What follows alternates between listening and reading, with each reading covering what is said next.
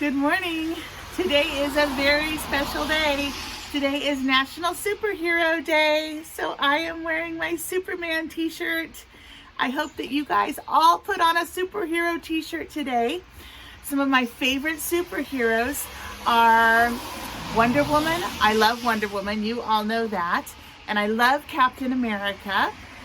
And Spider-Man, I love Spider-Man. So today is Superhero Day, and I love Superman. My husband is my Superman. So we're gonna wear our superhero t-shirts today, and I have a super exciting circle time. I've got a whole bunch going on here. So we're gonna start out with calendar. So today is, let me get my calendar. I have all my stuff set up outside here. And I gotta scoot over so that I can share the calendar. Today is April 28th. Today is my brother's birthday. I better call him and wish him a happy birthday. It is Tuesday, April 28th, 2020. So let's count how many days left we have in the month. If today is April 28th, can you tell me how many days are left in April? Can you count those with me? 1, 2, just 2. That's easy enough. Should we count to 28 together? I think that would be fun. Are you ready?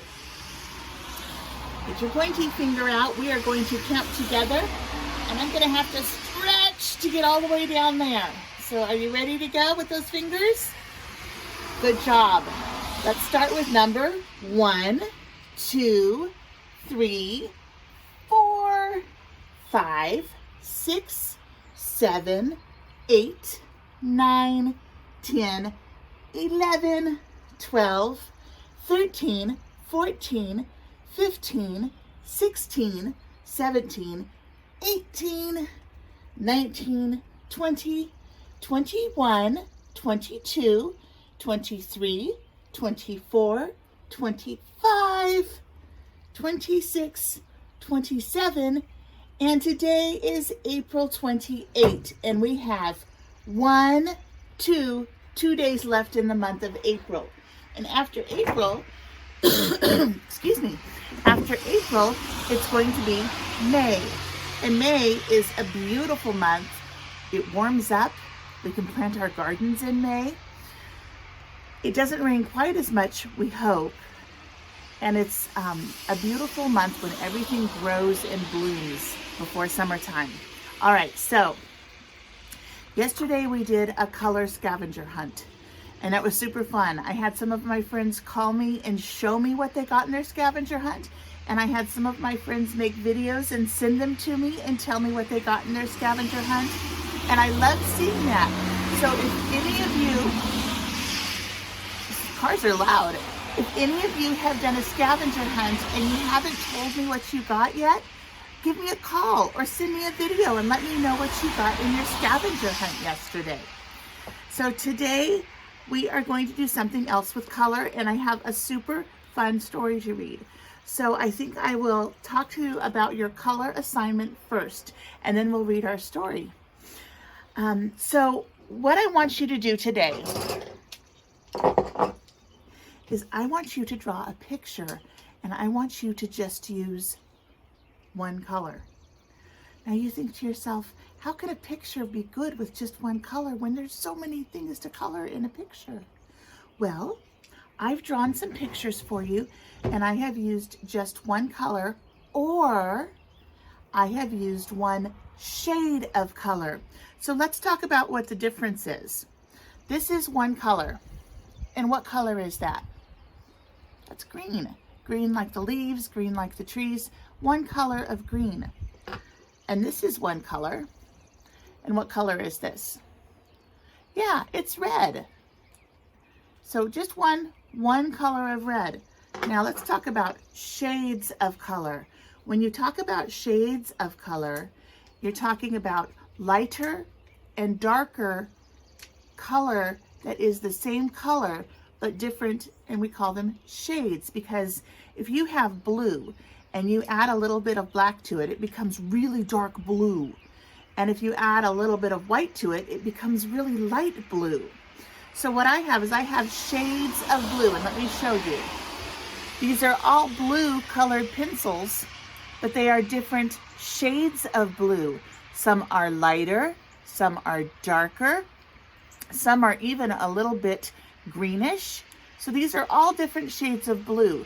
So if you draw a one color picture for me, you can color it in blue, and it can be shades of blue.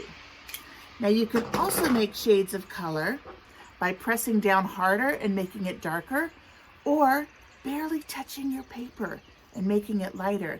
And you can use crayons or color pencils.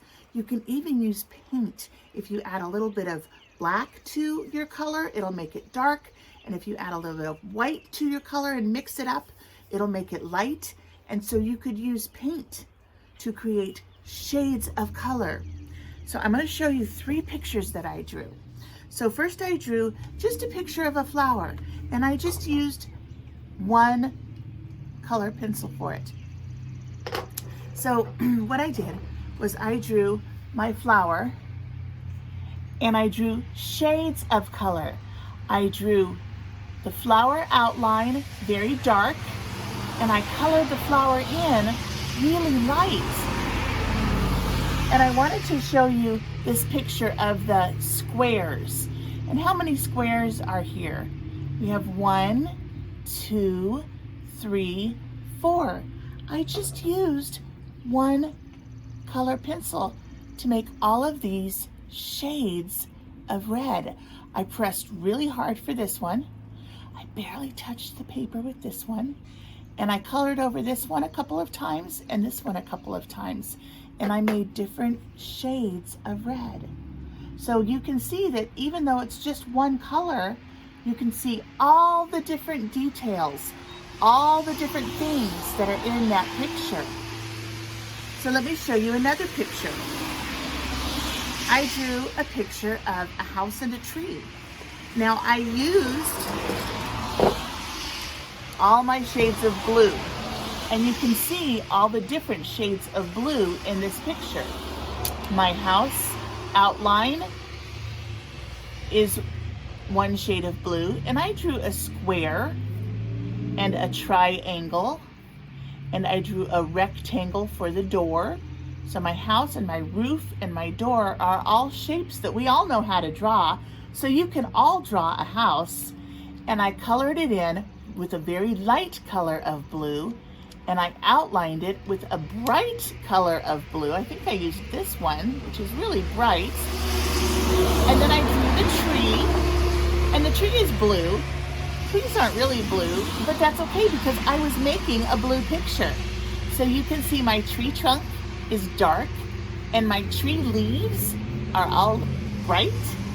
And I even put a blue sun and some blue flowers in the picture and a blue cloud. So I drew a blue picture. And then I'll show you my very last picture. I drew this for one of my special friends. I drew a mermaid. And I used green, which is her favorite color. So there's my mermaid, and she's looking out at the sea, so her back is to us. And you can see all I used was one color. But I pressed harder to make it darker, and I pressed lighter to make it lighter, and I pressed dark to make the lines in her hair, and I pressed light to color the background of her hair. So this is my little green mermaid, and I just used one color. So what I'm going to ask you to do is I want you to draw a picture for me with just one color, and I want it to have some detail. When I say detail, I mean I want it to have all the different things in it that make it special. So I have a door with a door handle. That's a little detail. I have a window and it's cut into 4 squares. That's a little detail. My sun has sunbeams. My flowers have little leaves. Those are little details. Let me show you the details in my mermaid. My mermaid has details. She has streaks through her hair, And she has little scales on her tail, and her little tail is a pointy mermaid tail. And those are all details. So I want you to draw a picture for me with just one color or one shade of color. So this is one color, and this is a color with different shades. So not one shade, but different shades of one color. So these are all different shades of blue. So, and this is just one color of green, but I made it darker by pressing and lighter by barely touching my paper. So your job is to draw a picture just with one color in different shades. And I would love to see your picture when you're done. Your parent or adult can take a picture of your picture and send it to me, or you can call me and video chat and show me your picture. Any way you want to do it is fine, but that's your assignment for today. All right, so you got that? Y'all good? You ready to go? If you have any questions, just ask. You can call me and find out. If you have any questions, I would love to answer them. Excuse me, I have a little cough.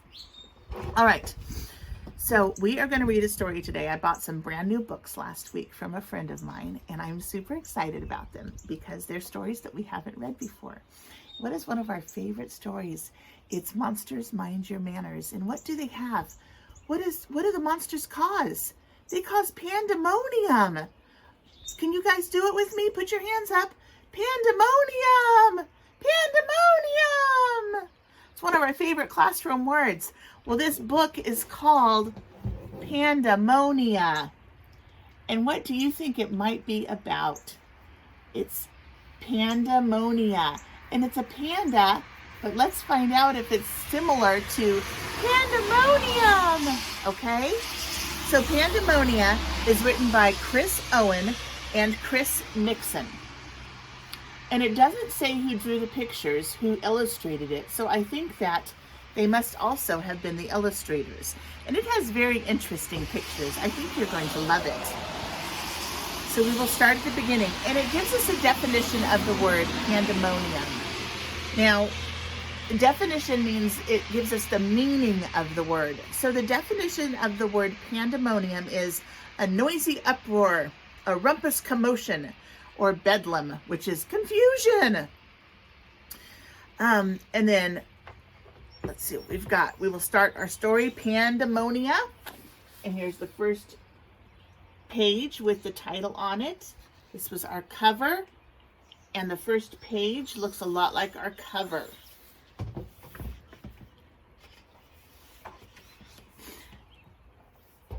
Ready?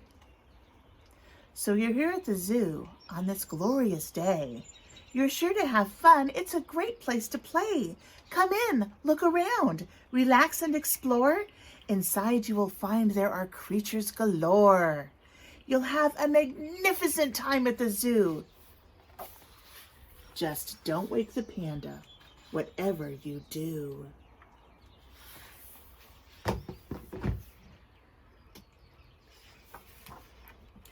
If you wake up the panda, he gets very grumpy, which hypes up the hippos and makes them all jumpy.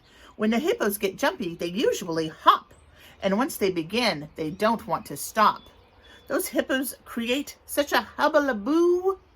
So, don't wake the panda, whatever you do.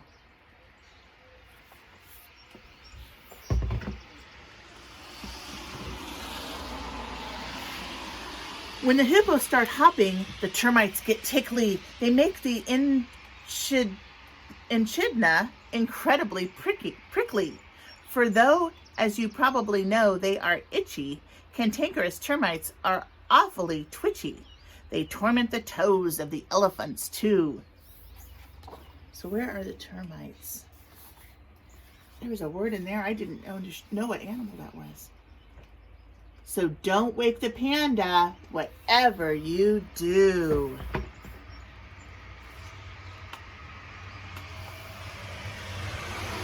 The zebra, giraffe, and hyena all laugh. The geckos and gibbons all giggle, which cause the emus to shimmy away and the tippers' bottoms to jiggle.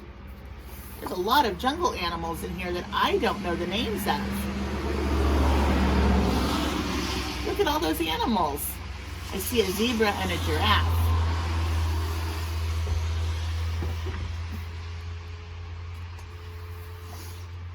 The chimps chitter chatter, the ducks start a-quacking, the jabberers jabber, the yaks start a-yakking. So waking the panda might spark off a riot. And that's why we like to keep things nice and quiet.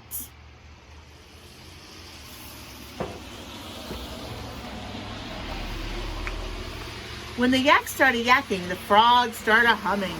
The bilbies bop and the baboons start drumming. The air is filled with a deafening din, sending the wallabies into a spin. They bounce to the beat with the red kangaroo. So don't wake the panda, whatever you do.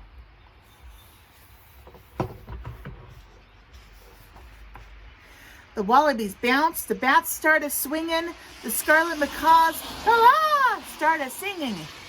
Their swinging and singing sets off the raccoon, whose barking is usually way out of tune. The raucous raccoon makes a racket, it's true. So don't wake the panda, whatever you do.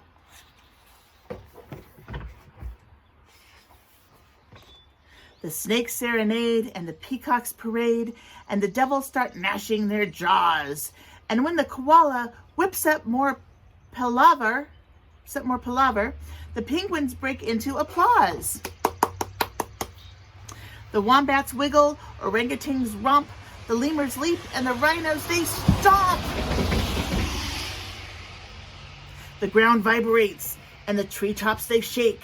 Yes, waking the panda would be a mistake.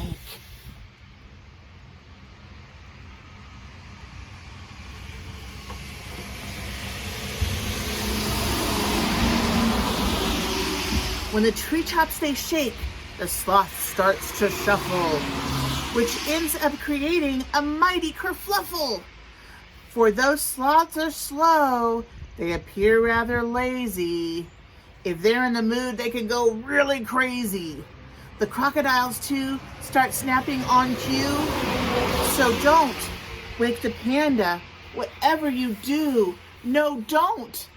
Don't wake the panda, whatever you do.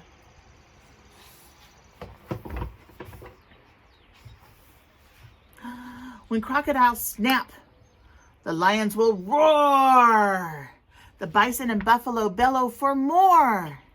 A frenzy of animals flock to the floor, and that's when you know that trouble is in store. Uh-oh. I wonder what's going to happen. The black cockatoos like to screech, rock, and roll. The toucans, they can right out of control. The grizzly bears start to rumba as well. And even the tortoise comes out of her shell.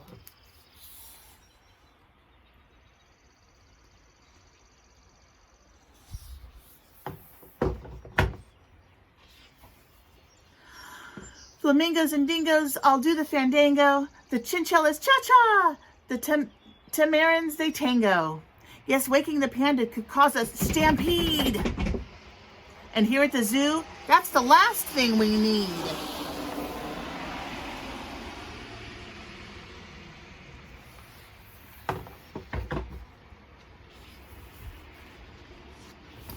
There's grunting and growling and prancing and prowling, skipping and scowling and squealing and yowling, squeaking and squawking and snarling and snorting, hysterical whooping, chaotic cavorting.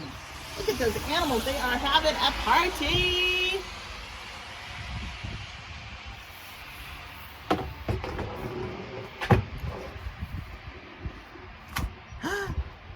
Just when you think that the rhythm might slow, the beasts, they go wild, and louder they grow.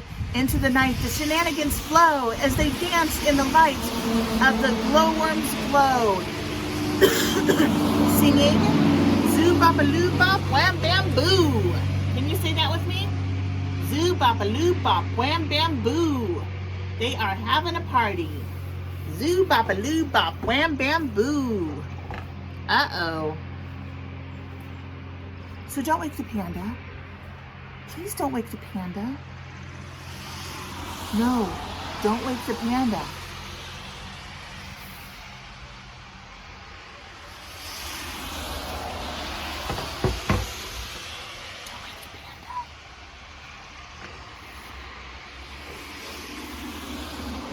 Oops. Oops. They woke the panda. So that is my fun story, Pandamonia. And I would like to read that again someday. I think that's a super fun story. So that's it for circle time. Don't forget, my friends, it's Superhero Tuesday. It's official National Superhero Day. My husband's looking at me through the window and laughing. So get your superhero on. Have a great day. Color me a picture and send it to me. And I love you all.